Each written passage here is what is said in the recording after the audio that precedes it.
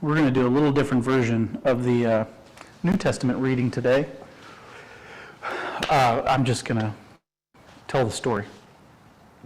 So Jesus is teaching and preaching, and there are two groups of people in his audience.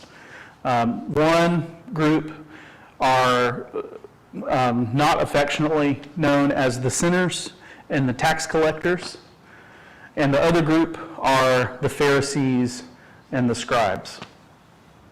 And just a little bit about both of those groups.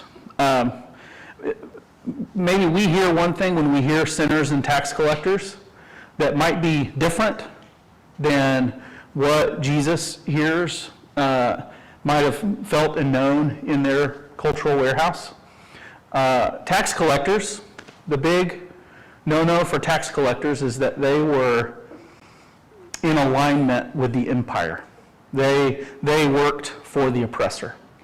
And so they were other because of that, because of their imperialism, because of their allegiance, at least halfway allegiance to Caesar and to Rome. Sinners, one way of understanding sinners that might be different than we would hear is wealthy people who had very little connection to the poor, who lived independently. And they were sinners on the basis of their lack of connection to community, their lack of adherence to Israel's ethic for those at the margins. So this is the tax collectors and the sinners. Now, the other group is the Pharisees and the Scribes. In our Reformation tradition, we hear Pharisees and Scribes, and we hear people who are trying to earn their way to heaven, and who are like very concerned about the letter of the law, and they're legalistic. That is not the Pharisees and the Scribes in Jesus' day. The Pharisees were highly respected. They were seen as holy people. They never thought they were earning their way to heaven. They knew they were in covenant with God and that they were saved by grace. They were concerned about the poor and the marginalized, which is why they had such trouble with the tax collectors and the sinners who were disconnected from the poor. And so Jesus got these two groups of people in front of him, and he decides to tell a story. And this is the story within the story. It's a story about a father and two brothers. This father has two sons, and the younger one approaches the father and says, "Hey, I want to cash out my inheritance. I would like my part of the estate."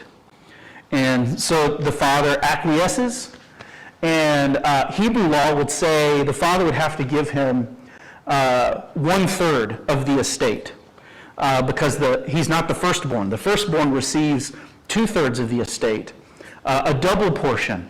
So the father doesn't give his younger son a third, he gives him half. He divides his estate in half and gives his younger son half of everything he has, which indicates maybe that he really likes this son. This son is favored. This is his the son he enjoys of the two that he has. And so they take time to divide the property. I assume they're selling off property. I mean, they have a lot, maybe they have this big ranch land, and so they're having to sell off parcels of land to liquidate their assets so that this younger son can get his part of the inheritance. And when that happens, and the son has all the wealth that he is due as a son of his father, he decides to get out of there. He decides to take off and to cut out, and essentially to cut ties with his family. Now, it's not sinful for him to do that. It's not cool. It's rude. It fractures his family, but it's not necessarily sinful for him to ask for his inheritance. But it's quite abrupt that he all of a sudden decides, okay, I'm going to take all of this wealth that I have. I don't want to be a part of this family anymore. I'm cutting ties. And he goes to this foreign land And he, in a matter of time, squanders all of this wealth. He gambles. He loses himself with sex workers and partying. Who knows all of the ways that he just wastes all of this wealth that he has inherited. And it's poor timing for him in this foreign land because two things happen. Number one, there's a severe famine there. And so the economy of this foreign land he's in shuts down right as he's, wasted everything. I wanted to say the alternative version of peed away everything, right as he's wasted everything, the economy of this foreign land he's in shuts down. So resources are scarce, food is scarce.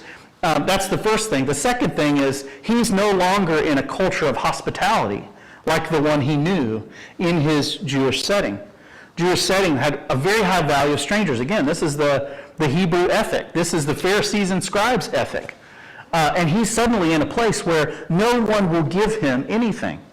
And so he gets a job, a minimum wage gig. He becomes an employee of some business owner there, and he's sent out to the pigs, which is, it's against his religion to eat pork. And suddenly he is serving the pigs, taking care of the pigs, and he's wondering, man, I'm starving here. I'm running out of food, and I would almost be willing to eat the pods that these pigs are eating because I'm going to starve. So it creates this sense of desperation in him. And he begins to think, what's my best strategy for survival? My father's ranch, he treats his employees a lot better than how I'm being treated here. I probably have a better shot of not starving to death if I go back and I beg my dad just to let me work for him and be a farmhand, a ranch hand. And you know what? I feel like I could get religious with him, and that would help.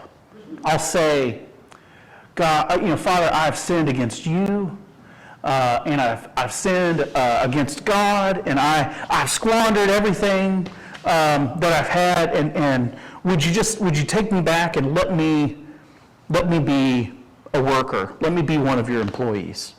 And so that's what he does. He sets out and he heads back to his home. And I imagine this big ranch land, and I'm channeling like Gladiator in that Tuscan village, with the road that goes all the way up to the plantation house at the top of the hill that's lined with trees, and he's got a long walk to get to his father's house on the property. But as he enters the property, he can see a figure down the road, and that figure is getting a little larger and larger, and he can tell that this figure is running toward him. And maybe he's wondering, am I okay here? Am I going to be in trouble? What's going to happen? And as he gets closer, he can see that it's his dad. How's this going to go? This is my dad, the one who I've cut ties with and been estranged with all this time. His dad's running, and he gets to him, and his dad just mauls him with a big hug, right? And kisses him on the cheek, on the neck. He's just showing him all the affection as if he never severed relationship. And the son, maybe manipulatively, says, Father, I've sinned. I've sinned against you. I've sinned against heaven. And would you just take me back? Notice that he calls him Father, though. He's still trying to reinstate himself as the son. I'm still your son, right? And the father's like, no mind. Never mind any of that. You're my son. Servants, workers, come here. Let's get this guy clothed up. Let's get some good shoes on his feet. Let's get him the family ring. We have to celebrate. Would you go and find that grain-fed calf that we've been fattening up? That's our special calf. And let's slaughter that and have the best steaks tonight. Let's party. Let's have a great time because my son was dead and now he's alive. He was lost and now he's found. So go and prepare the celebration. And so they have this grand party. Where is the older son? It doesn't occur to anybody to invite the older son to this party. He's out working in the field, and they're in the house having a celebration. Who's lost in this party? Well, it's the older son. He runs into one of the servants out in the field, and he's like, what's the commotion? I hear music. I hear loud noises. What is going on? Well, your brother, he came back, and turns out he wasted everything that your dad gave him, some of which was yours. And he is back in your dad's good graces, and they're having a party. They're celebrating. And it pisses the older son off. Let's go ahead and say that. That's the best word to say it. He's so angry. He's incensed. He will not go into the party. And so, I guess somehow the father finds out he's in party, enjoying the fellowship with his son. He finds out his older son is refusing not to come in. And so he has to go out to try to convince him to come into the house, to come be a part of the family, and tries to urge him, plead with him. Son, come, your brother is home. Like, he's your brother, come on. And older brother is incensed. I've been here the whole time, Dad, and I've worked like a slave, day and night for you. I've done everything you've asked me to do, and you haven't sacrificed so much as a goat for me. Now, maybe we're tempted to be hard on the older brother, but I think there's some neglect going on. Like, he wasn't even invited to the party for his younger brother. He's left out in the field. And so his father is left there to try to convince him to come back in. Well, son, but this is my son who was lost and is now found, who was dead and is now alive. We have to celebrate. And this is the point at which Jesus ends the story. As if to leave hanging, what does the older son do? Does the son go into the party? Will the conflict persist? Will this fracture remain in their family? And that's what is normally called the parable of the prodigal son. Prodigal means reckless. So it's not like I think we hear that word these days, and we think, ooh, yeah, I'm prodigal. That was an insult. That's a terrible. You don't want to be prodigal. That's to be reckless and irresponsible and immature and selfish and self-centered. All the things that this younger son, and manipulative. All the things that this younger son was. So I just want to talk a little bit about this story. What caught your attention in this particular telling of this story? And I'll show my cards. My telling of this story is inspired by Amy Jill Levine, who is a Jewish New Testament scholar. What a combo, a Jewish New Testament scholar. So she sees these stories through the lens of the Jewish culture and people and history. So I'm riffing on some of the ways that she's understanding this story. So I'm wondering, what caught your attention? And you Zoomers, if you have something you want to pipe up, leave a note in the chat bar. Ryan, if you could check the chat, leave a note in the chat bar. We'll make sure to get to your thoughts along the way as well. Ooh, and we have a nice little, look at this little mic here I'm going to turn on. Little wireless mic. It's about time, right, Ted? Yeah, they inspired us in Kingdom Heritage. What caught your attention in this particular telling of the story of the two sons?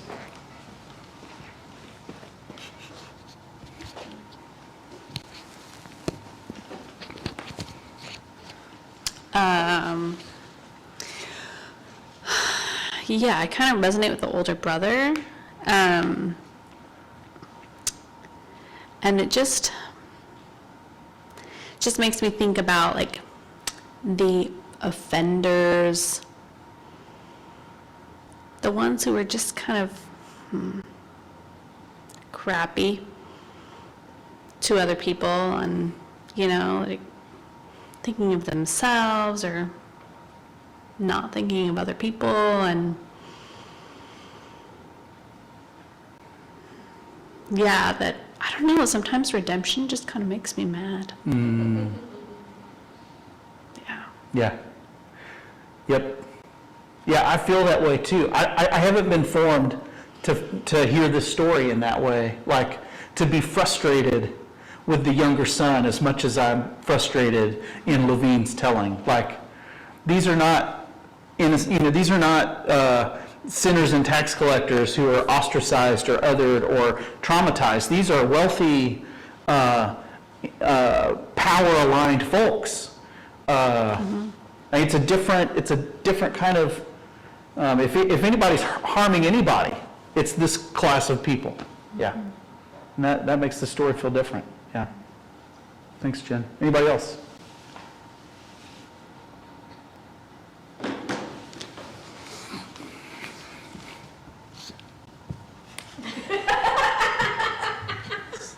Little microphone thing. I'm not sure I understand what this is supposed to be. I think it's a don't lose me, I'm so small. Oh, okay. Yeah, like it's interesting, the younger brother in the story, there doesn't seem to really be a story arc of like growth for this character. You see the recklessness, and you see everything fall apart, and then his moment of clarity is just like, I could have it better at home. I'm going to go back home. And we play up the nervousness and what's that going to be like and what's that's going to happen, but we add that to the story, trying to make sense of the character, trying to give some sort of development here. But the conversation never happens, right? He says his thing, I have sinned before God and before you and blah, blah, blah. But like, there wasn't any of like, man, I don't know what happened, or this, I'm really sorry that I did this, or yeah, it's a hard life out there and I've learned all of these things from this, or I didn't know how good I had it, or like some of that's kind of implied, but instead it's just, there's none of that. And you're right, like with the older brother, there's no scenes with the older brother and the younger brother together also, right? Like, so we don't know what that conversation was like. Were there apologies, or was there growth, or was there anything? And I think that's what feels frustrating about this is a redemption story. And it is this, here's this forgiveness, and we're going to come back and welcome back to the party, and we are so glad that you're back. And there is no demand or request or statement whatsoever given to, you're not going to do this again to us now, are you? You're not going to make the same mistake again, or you have repented, right? Like, that word's not in this story, which is, I don't know, that's part of what's just like, we're just supposed to be okay with that. And yeah, I don't know. Yeah, it is interesting. Like, we have to zoom out from this particular story to get some sense of what Luke is trying to do with it. Because one thing that's cut out of our lectionary text is the story of the lost coin and the story of the lost sheep, and the refrains. So this is a group of 3 stories, And I think what Jesus is doing is he's telling like similar story, similar story, similar story. Nope, it's different. It's like, whoop, trick, gotcha, yeah. But the way that those first two stories end is to talk about how wonderful it is when a sinner repents and turns to God, and that's the angels rejoice. So Luke's frame for us is redemption, like you're saying, but we miss the texture of the challenge. Jesus' challenge to such sinners, the way that he challenged the rich young ruler to sell his stuff and give it to the poor, or the way that he challenged Zacchaeus to make amends with all the people he'd swindled, a powerful, tax collector. But that's not in the story. And I wonder if part of it is because, Jesus is scandalous to share table. Think about the people. If this is true about this class of people, this is the people he's sharing table with. Powerful folks who neglect the poor and who are aligned with empire. And that is what is scandalous to the Pharisees and the Scribes. Jesus is saying they can be a part of it too. And there is a seat for the table for them. That's hard for me to hear. Ooh. Yeah, Sarah, sorry. I got geeking out on that. Yeah. I don't have any great, it was just a couple of little things. It was interesting you pointing out the father divided his property between them. That was something I hadn't thought about before, about what does that kind of, was that something as Jesus saying that to the tax collectors and the Pharisees and going, wait, what? Yeah. And kind of what did that add to it? And then just the idea that this is called the prodigal son, but that's not, that word isn't ever in, where did that we've kind of framed the story in that way and have lost all meaning as to what prodigal means. Right, yeah. So I just thought that was interesting. That's right. The Revised Standard, the closest we get to that prodigal or reckless is like the sentence where it says he goes to the foreign land and he squanders his wealth property with dissolute living. Dissolute. Okay, that's not a word we ever use. But the prodigal son, to describe the story also, the story extends well beyond the experience with the younger son. The crescendo of the story is the older brother. Yeah, the NRSV does, the title is Parable of the Prodigal and His Brother. Gotcha. So they were like, oh no, we Right. like this. And his brother, yes. Yeah, so it's interesting. Yeah, that is interesting. Oh, yeah. Hand a person. Oh, thanks, Ted. Some of this stuff reminds me of the Dungan family and how they played favorites. And Yeah. but I just kind of wonder, after the prodigal son returned, if he got more inheritance money after that. He already got more than his fair share. Yeah. So I just kind of wonder how it all ended up. Yeah. Yeah, no, that's at least to the extent that he's being treated to all of the the grain-fed fatted calf and new clothing and the family ring and all of that, even to the extent that they're throwing a party on him for him, he's being cut in to the father's wealth and provision that has not yet been given to the older son because, the older son is faithful to the father and is not going to take his inheritance until he dies. Yeah. But that's certainly probably part of what seems unfair. And it's part of the reason probably that the father, and I left this out in my telling, but the father says to the older son, everything I have is yours, if that's what you're concerned about. All that's left is yours. Which is, maybe that's hard for the older brother to believe, given that he's just given his best stakes to throw a party for the younger son who's come back. Another thing I like about what you're saying is this story is about family systems and dynamics as much as anything. Like it is Jesus is imagining Israel as a family. The Pharisees and the Scribes and the Jewish tax collectors and sinners, and like this dysfunctional family. How do we all get along and come together in this dysfunctional family that is the Hebrew people, the Jewish people? Do you need this, Ryan? Okay, Val.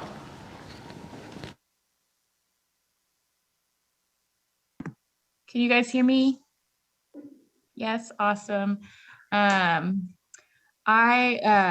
Listening to what Ted was talking about, how like in the story, we don't get any, like there is no sense of like the younger son being like, I totally screwed up. I'm never going to do this again. I'm so sorry. Will you forgive me? And like, I've often resonated with the older brother, like even growing up, in that it's really frustrating being like, this doesn't seem fair. And also this person doesn't even like, I don't know that they're sorry. I don't know that they care about what they did, and feeling that frustration, but then also sitting in this tension of like, yeah, forgiveness is really tricky. And I think forgiveness is more about the person giving it than actually the person receiving it, right? Like forgiveness isn't necessarily given just because someone is sorry. Forgiveness is more about, I don't know, the like healing for the person that's giving it, which is also like super tricky, right? It's like, I'm not trying to like condone like poor behavior or abusive behavior or anything like that. But I think like, man, it's such a tricky thing to sit with. And like you were saying, Charles, like sometimes it's like when Jesus is saying like there's a seat at the table for those like in the empire too, it's like, ooh, that's hard to sit with. And I think that's what makes forgiveness so tricky and so scandalous.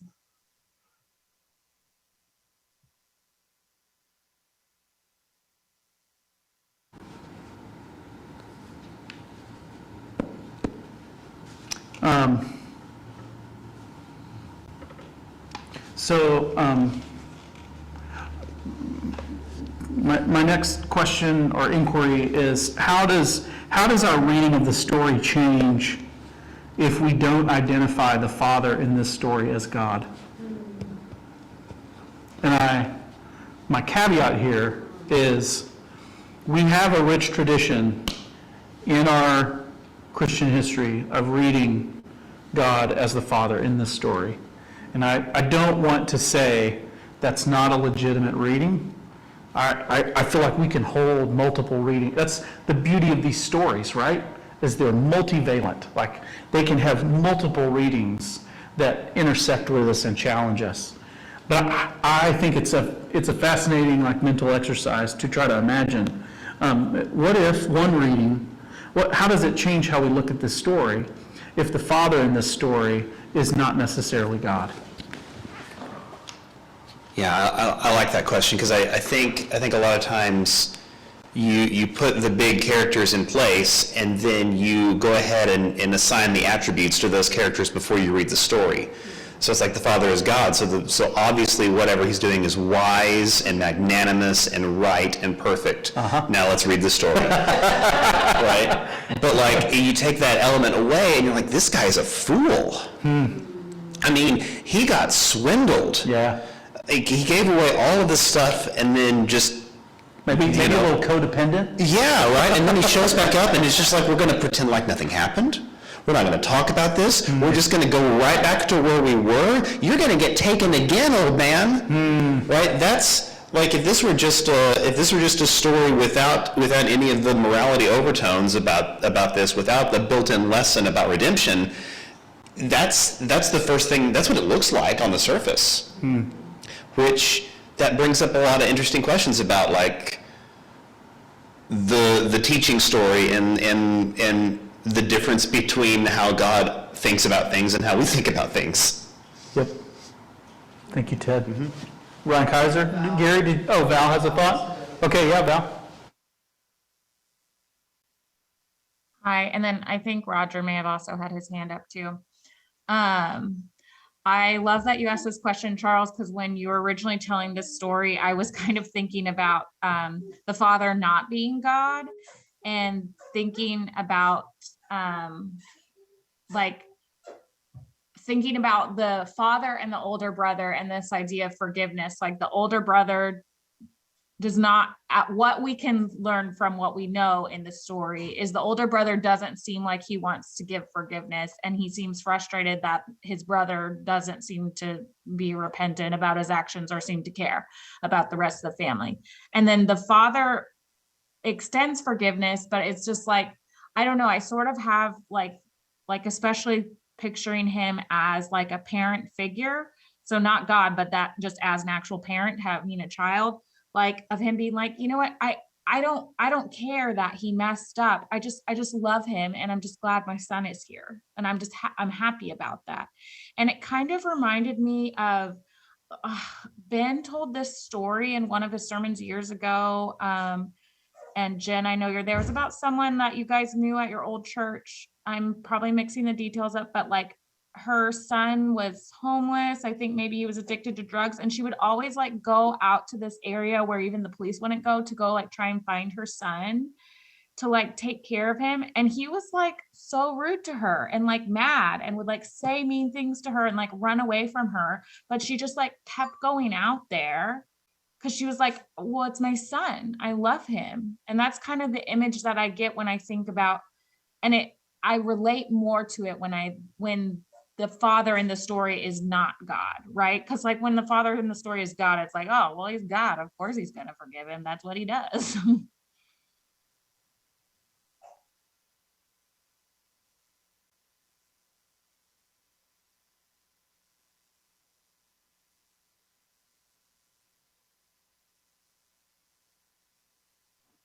Okay, can y'all hear me?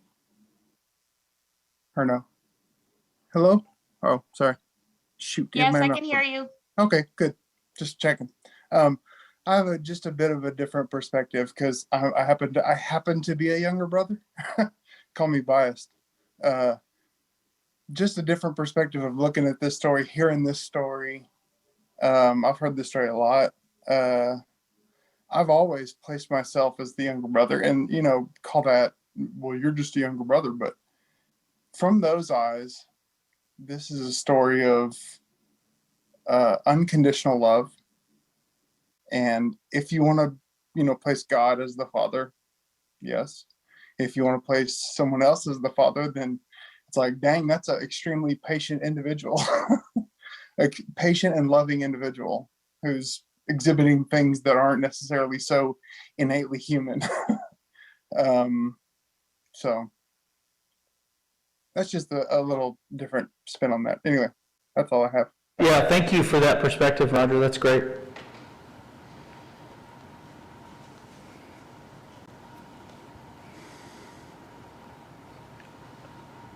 So what, in the same vein of kind of identifying, holding back, not identifying the Father in this story with God, where is God in this story? What is God doing in that version of the story where God is not the Father?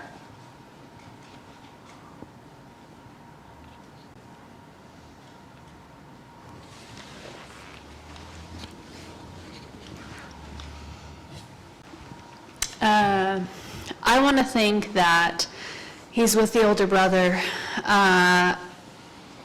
saying, yeah, that doesn't feel fair, does it? I know, it's really hard. And being with the father saying, yeah, I know, it was so painful that he left, but I'm so glad he's back, because I know you love him, and he's with the younger son, and he's like, I know you abandoned your family, and, I know that probably feels really hard, but maybe just try and go back, because, I think it's going to work out. Jen, as you're saying this, I can't help but to wonder, and I'm riffing off of one preacher's perspective on Jesus' water to wine story. What if God is the help in this story, as it were? The slaves, the employees, the ones who are facilitating both the celebration for the older son and the inclusion of the older son into connection and relationship with God. I mean, if God works at the margins, that's at least one margin in this story, that you have those who are outside of the family, those who are servants to the family, are the ones who are helping to facilitate this coming together that the story seems to be building toward. Almost like a witness and walking alongside everybody. Right? Like they're Coming right there alongside. That's like the Holy Spirit or something, isn't there? Isn't that like one of the words for the Holy Spirit? Yeah. Betsy. Yes, my name is Betsy, for those of you who haven't met. I have been doing some of this work independently of decoupling the word Father from God.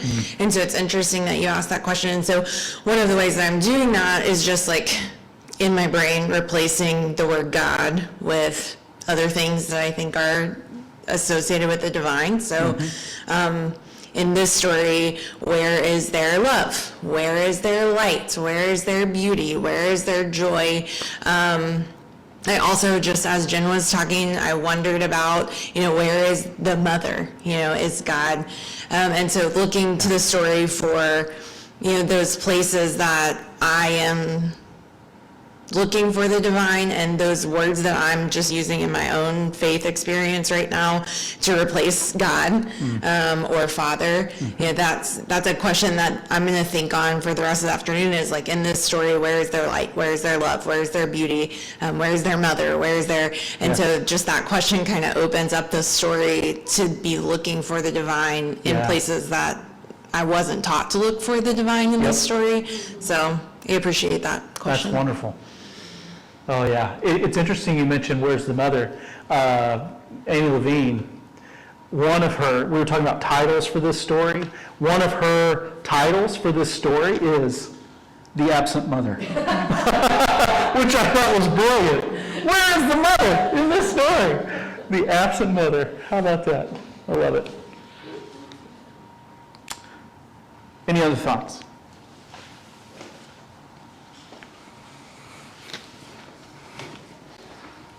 Well, I think part of what I feel this story doing, and this is part of what's brilliant about Jesus, I think, of the so many things that are, is just that we don't have to resolve all of these tensions that we feel about the players in the story. It is a humongous mess. And the way that this mirrors and reflects the dynamics of people groups in our own contemporary setting with whom we have difficulty and feel polarized from, this story doesn't resolve those tensions. But in some ways, it doesn't allow us just to remain at the poles either. Like the movement of this story is everyone coming around the table together. That's the impetus for Jesus telling this story, was trouble seeing that there's room for everybody at the table. And that is what God is doing in the world, is trying to find a way for everyone to have a seat at the table. And all of the mess and the tensions that is bringing, we hold all of those, and I don't know how to resolve all of those, but I feel Betsy, like you're saying, the light and the love and the compassion and reconciliation, all the things that are about God, that's kind of the energy of this story. So can we pursue that together? Can we enter into that? Can we want that for ourselves too? Can we let that posture and mentality and impulse of the Spirit affect the way we see our own tables this week, in our neighborhoods, in our interactions on the social medias, and so on and so forth?